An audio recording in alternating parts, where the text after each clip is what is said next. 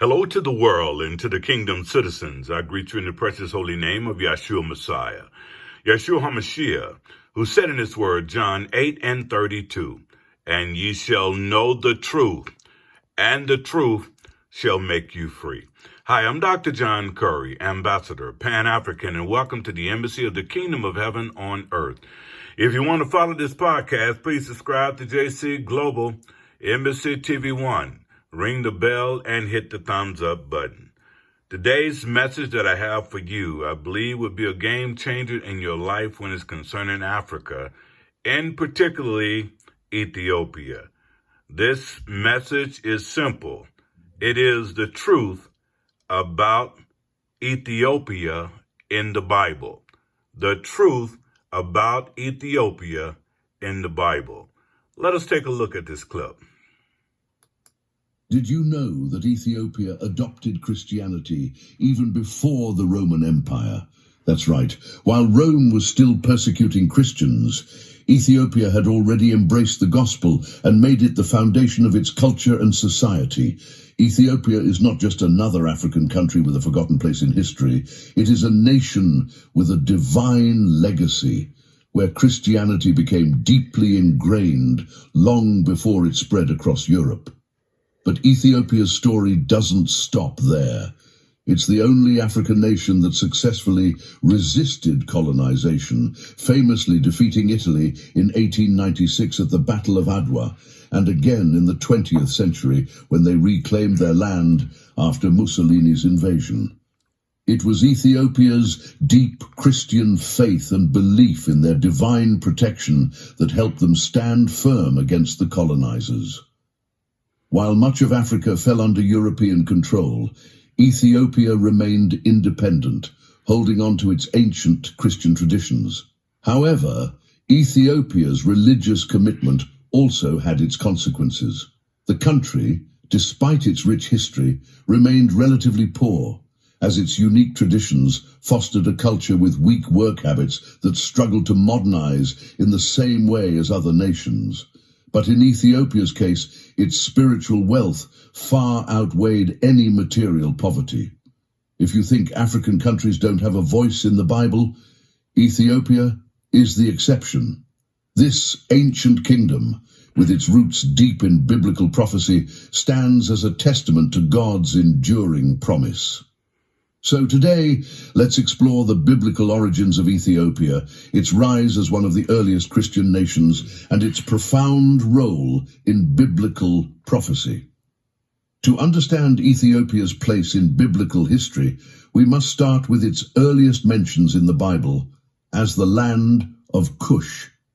Ethiopia, Cush, is mentioned as early as Genesis 2:13. Where it is one of the regions watered by the rivers flowing out of Eden.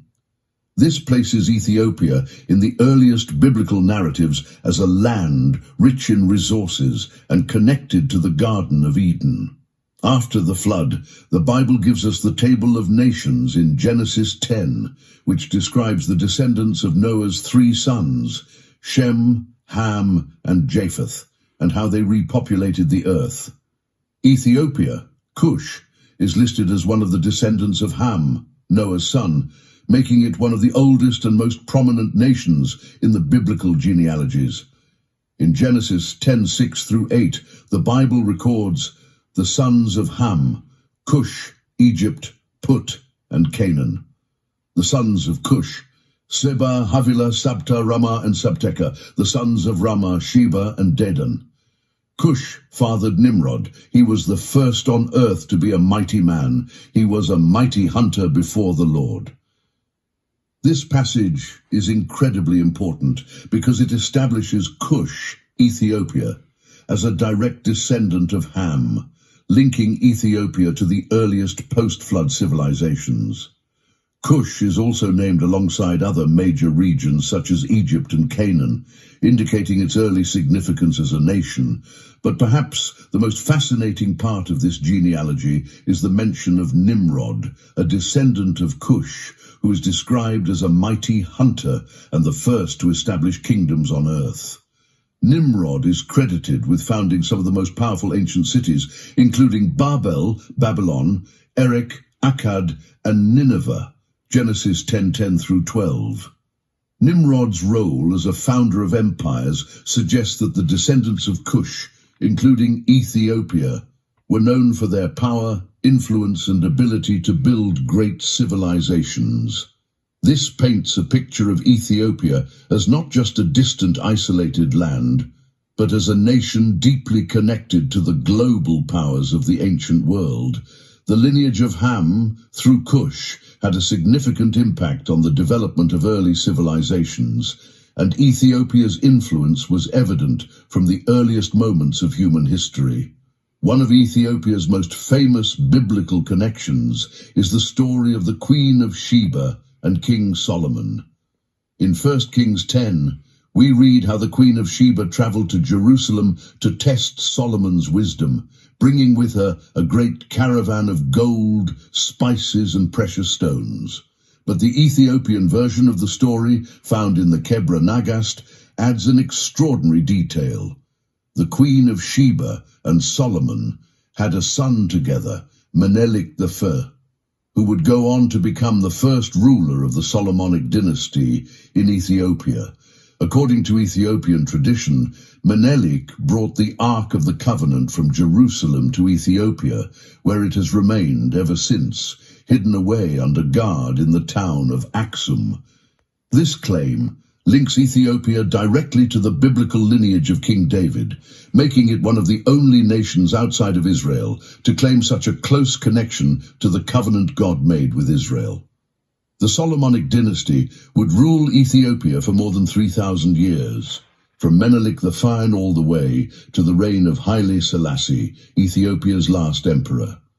This royal lineage helped solidify Ethiopia's role as a Christian nation with a unique place in God's plan. While much of Africa and the Middle East remained largely pagan, Ethiopia became a center of Christianity as early as the 4th century AD, long before the Roman Empire adopted Christianity under Constantine. The rise of the Kingdom of Aksum, which controlled major trade routes between the Roman Empire, India, and Persia, allowed Ethiopia to grow in wealth and influence. But the most remarkable part of Ethiopia's story during this time is its early adoption of Christianity. King Ezana, who ruled Aksum in the 4th century, was converted to Christianity by Frumentius, a Syrian missionary who had been captured as a boy and later became a trusted advisor to the king. With Ezana's conversion, Ethiopia became one of the first nations in the world to adopt Christianity as its state religion, even before Rome officially became a Christian empire. This transformation wasn't just religious, it was cultural. Ethiopian Christianity developed its own unique identity, blending biblical stories with local traditions. The Ge'ez language, Ethiopia's ancient script, became the language of the Bible and liturgy, creating a rich biblical literary tradition that has survived for centuries. While Rome was still learning the ways of Christianity, Ethiopia had already become a Christian stronghold. But Ethiopia's Christian faith wasn't just a spiritual transformation. It became a political and cultural backbone for the nation, especially as it faced challenges from foreign invaders. Ethiopia's unique position as a Christian nation helped it withstand one of the greatest challenges any African country has ever faced: European colonization. In 1896, Ethiopia achieved one of its greatest triumphs when it defeated Italy at the Battle of Adwa, securing its independence and becoming the only African nation to successfully resist European colonization during the scramble for Africa. It wasn't just Ethiopia's military might that led to victory. Many Ethiopians believed they were under God's protection because of their strong Christian faith. This faith-filled resolve led to their success in battle, despite the odds being stacked against them. The victory at Adwa has since become a symbol of African resilience and pride, showing that Ethiopia, with its ancient Christian traditions, was not to be subdued by European powers. Even when Mussolini's Italy invaded Ethiopia again in the 1930s under the fascist regime, Ethiopia's faith remained strong. Emperor Haile Selassie called upon the world's Christian nations for support, famously addressing the League of Nations. Though temporarily defeated, Selassie returned to power with the help of the Allies during World War II, and Ethiopia's independence was restored. This resilience, rooted in faith, allowed Ethiopia to become a symbol of African freedom, a nation that refused to bow to the colonial powers that dominated much of the rest of the continent. The Nile River has always been one of the most significant geographic features in biblical history, often associated with Egypt and the Exodus. But few realize that one of the main sources of the Nile, the Blue Nile, originates in the Ethiopian highlands. This makes Ethiopia a key player in the Nile's story, a river that has brought both life and destruction. In Exodus, we see the Nile turning to blood during the plagues, symbolizing God's judgment on Pharaoh and his oppression of the Israelites. But it's important to remember that the Nile's power comes from the waters of Ethiopia, a country that has remained independent from external forces while maintaining its ancient Christian identity. Today, Ethiopia's control over the Blue Nile remains a critical geopolitical issue. The construction of the Grand Ethiopian Renaissance Dam, GERD, has sparked controversy with Egypt, which relies on the Nile for its water supply.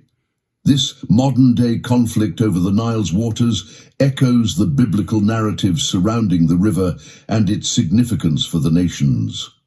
One of the most well-known New Testament stories about Ethiopia is the conversion of the Ethiopian eunuch in Acts 8:26-40.